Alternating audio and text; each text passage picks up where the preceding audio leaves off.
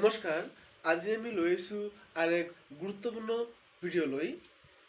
আজি আমি আলোচনা কৰিম অসমীয়া ব্যাকৰণৰ এক গুৰুত্বপূৰ্ণ বিষয় সন্ধি। আমি প্ৰথমে জানিম সন্ধি মানে কি বা সন্ধি কাক বোলে। অচৰা অচৰিকৈ থকা দুটা শব্দৰ প্ৰথমটোৰ শেষ বৰ্ণ আৰু দ্বিতীয়টোৰ প্ৰথম বৰ্ণৰ মিলনকে সন্ধি বোলে। যেনে পৰি যোগ ইক্ষা পৰীক্ষা, বিদ্যা যোগ আলয় বিদ্যালয়। অসমীয়া ব্যাকৰণ মতে সন্ধি তিনি প্ৰকাৰৰ: স্বৰ সন্ধি, ব্যঞ্জন সন্ধি আৰু বিসৰ্গ সন্ধি। আমি এতিয়া আলোচনা কৰিম প্ৰতিটো সন্ধিৰ বিষয়ে। এবাৰ আমি আলোচনা কৰিম স্বৰ সন্ধিৰ বিষয়ে। প্ৰথমে আমি জানিব লাগিব স্বৰ সন্ধি মানে কি বা স্বৰ সন্ধি কাক বোলে।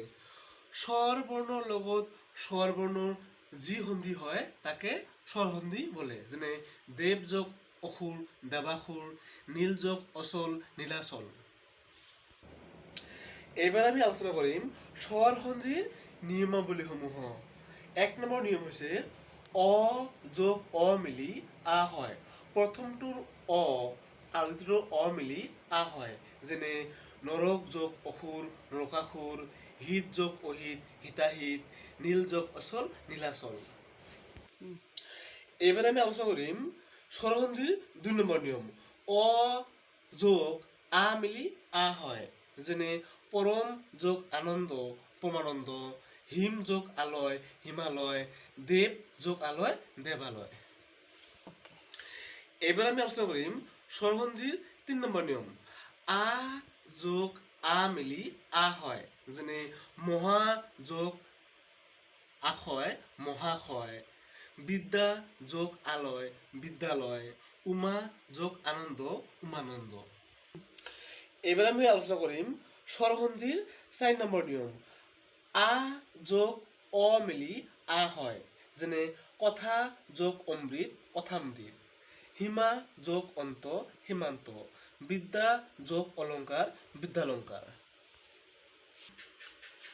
এইবাৰ আমি আলোচনা কৰিম স্বৰ সন্ধিৰ 5 নম্বৰ নিয়ম।